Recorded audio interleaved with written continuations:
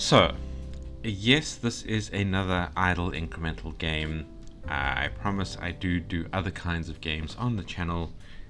I just like them a lot, and so when I see them, it is hard to resist being the one that I choose to showcase for the day. I especially like this one because it's kind of mockingly office themed, and I think the office environment is always a good environment to mock because it is somewhat of a disaster at the moment. That is not a culture that has progressed healthily to benefit humanity in general or in particular.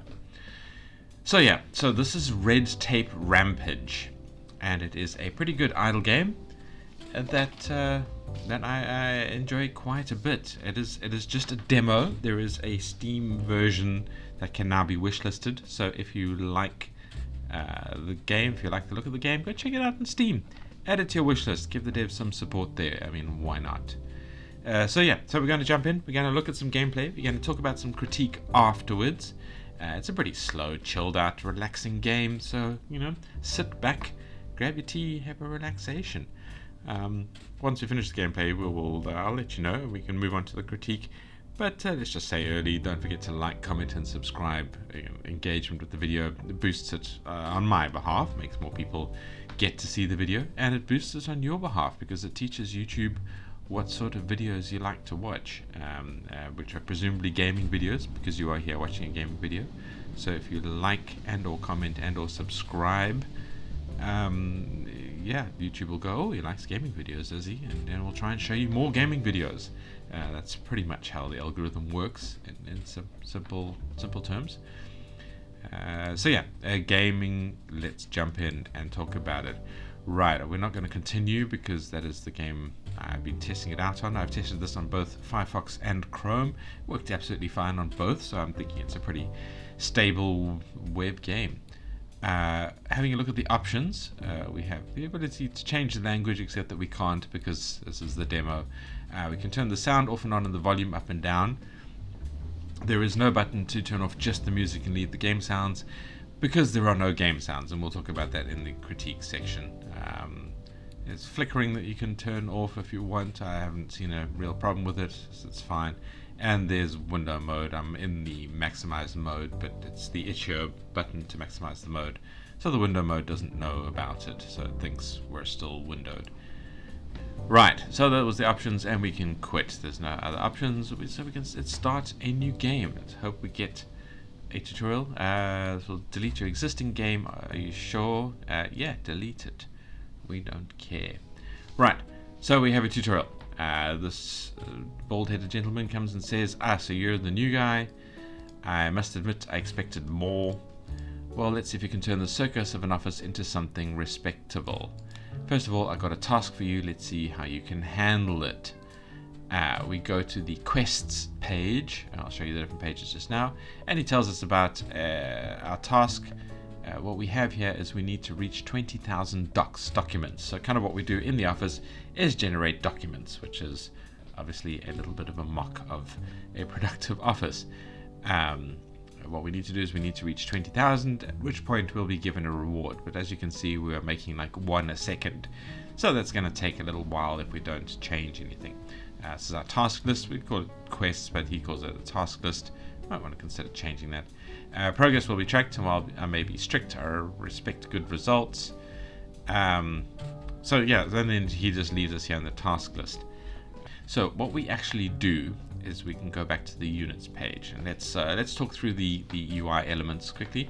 We have in our top left corner our docs. That's our currency, obviously short for documents, and it is slowly going up because we have one intern who is producing 1 docs a second. We have our knowledge points, our KP. We're not making those yet. We will unlock them a little bit in the future, but that is used then on our research tab, which is also not unlocked yet. We have overtime, which affects our research. We haven't started making any overtime yet. We'll still make that later. There is no timer in the game, so it doesn't care really how long you're taking. As far as I'm aware, I've yet to find anything like that. So this is a nice, chilled, relaxing, incremental game of the kind that we like to see. It is well done. Artwork on this table is a little funny. Anyway, So yeah, so that's our main elements. We have our units page, which is where we hire people to do the work for us, and we have our quests page, which is where the tasks come, and we can get little rewards every time we finish a task or a quest. There's also a promotion tab that I have yet to unlock. I think it's not really enabled, or at least it ends the demo if we unlock that. I don't know. I didn't get there before I came to show the game to you guys, because that's really the important part for me. And the little I button up here switches our view, like hides all the menus and shows us what we're making a second. We can also get that by right clicking on the background. Yeah, so back to the units, because this is where we're doing the hiring. We can hire an intern. If we mouse over the intern, we get told a little bit of information about it. Entry level staff producing documents, and it produces 1 docs a second. That number can change. So we click on the intern to hire another one. We spend, it was 10 docs, now it's 11 docs to hire another one, and we want to keep hiring them up. I like to hire everybody in even amounts, so I go up to 10. In this case, it just happens that 10 unlocks the next tier of it, but we can unlock the other tiers a bit later once we get there. So now we have a trainee, junior staff trained to handle more docs, produces 3 a second, so we can start hiring trainees for as long as we've got docs for them. We're falling behind a little bit because it's diminishing returns every time we hire one. It costs a bit more to hire the next one. So we need to wait, but the money, we're already only at 4, passing the amount that 10 interns are producing. So we are making progress. We keep hiring trainees, and we eventually hit the point where we unlock the next tier, which is also at, coincidentally, 10 hires. I think I'll show you things until we unlock research. Right, so now we have a new tab as well. So we have a data clerk who will give us 7 docs a second that we can hire. Let's just hire one of them. And we also have a support staff, which is a team lead. And if you mouse over that, it says he doesn't produce docs a second, but he does buff the interns and the trainees, and he costs 500 to hire. So we'll buy one of those, and you can see now their production. An intern will produce 0.01 more docs a second, a trainee will produce 0.03 more docs a second. So it's not a hugely successful investment, but a lot of other upgrades and things like that boost the performance of interns and trainees, so it can have a cumulative value down the line. But while we're about it, let's hire some data clerks and get those up there. So we're already producing 35 docs a second, more than all 10 of our trainees. So there is investment in there. Right, and at 6 data clerks, we have unlocked management. And this is quite exciting. What the manager does, again, he doesn't produce docs a second by himself, but every 30 seconds, he turns an intern into a trainee. So we slowly convert very, very cheap interns into the rather more expensive trainees. And this is why I was saying that the boosting interns and trainees is actually quite profitable, because it does lead to quite an increase in docs per second later on. It's the kind of math you need to do in games like these.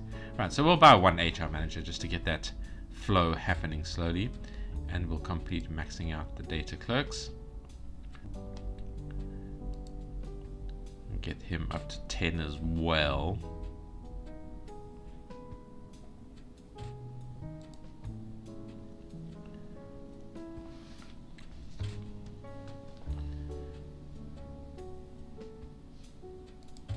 Right, so up to 10. We happen to have converted 1 intern to a trainee. We can buy another intern just so we have that pool for the HR manager to work from. And now we are hiring analysts, so we can start hiring those. And listen to the groovy tunes and relax a little bit with our cup of coffee. I don't actually have coffee at the moment, which is sad. I should have made one before I started recording. But, them's the decisions we make. Let's keep hiring some of these guys. We've got another convert.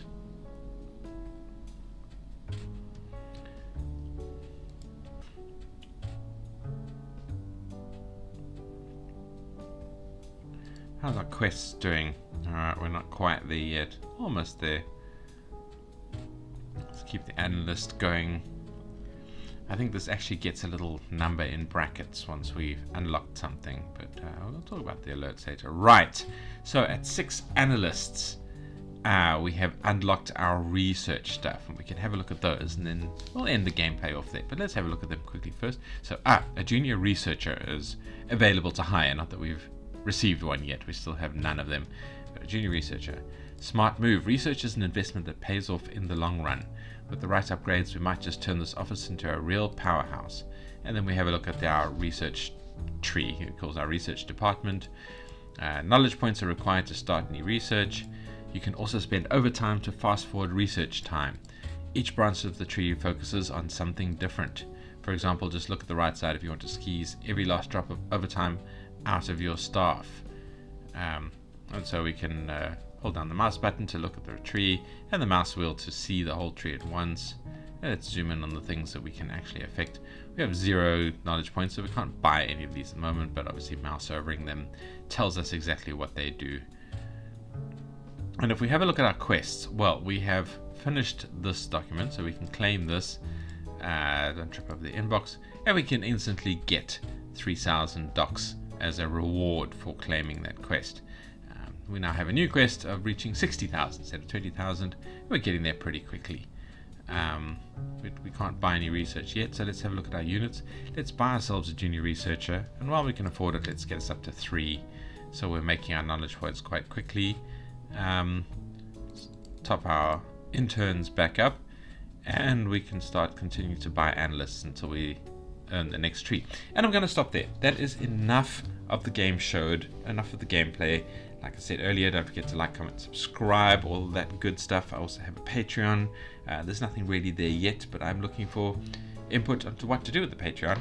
And I'm busy making a Discord server, but I'm trying to figure out how to set all that up. I've never made one for a kind of larger public interaction before, so I'm trying to figure out what to do there. But I'll post a post about that in the YouTube community tab once I have that running. So if you're just here for the gameplay, thank you for watching, and I will see you in the next video, I hope.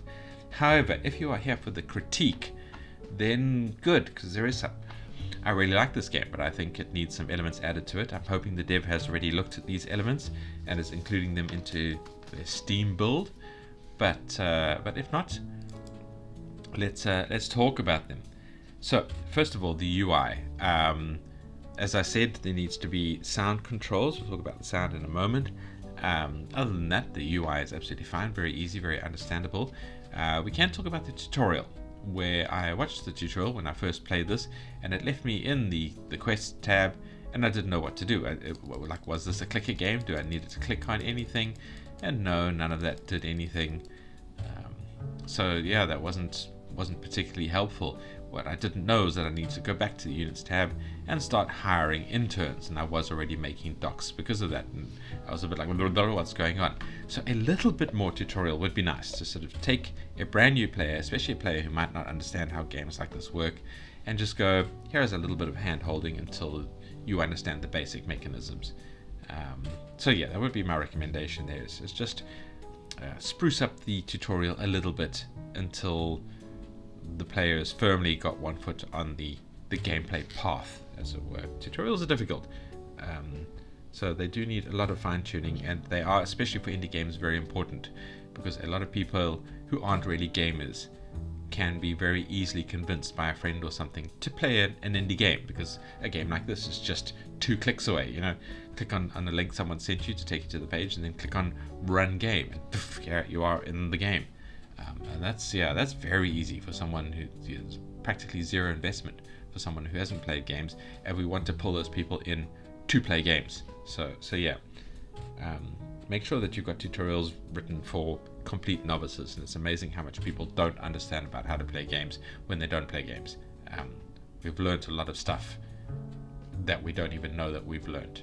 There's some fantastic videos by some people online who sit a non-gamer down in front of a complex game like Cyberpunk 2077 or Skyrim or something, and just go, right, go play, and then talk about the absolute lack of understanding of anything in the game. How to do quests, how to handle quests, all of that kind of stuff. Brilliant videos. Hunt them down. So anyway, So we've talked about the UI. Let's talk about the sound.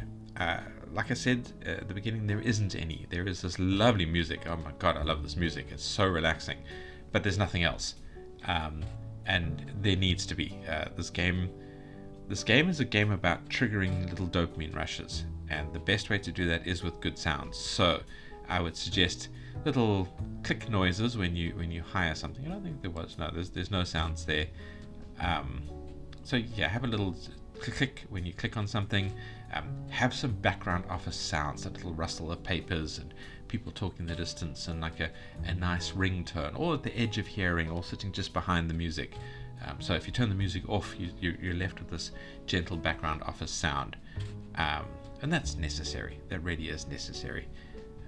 And then the big sound thing that I want is when you accomplish something, when a quest is complete, when something happens, you want an alert that is deep and visceral, and you have accomplished something.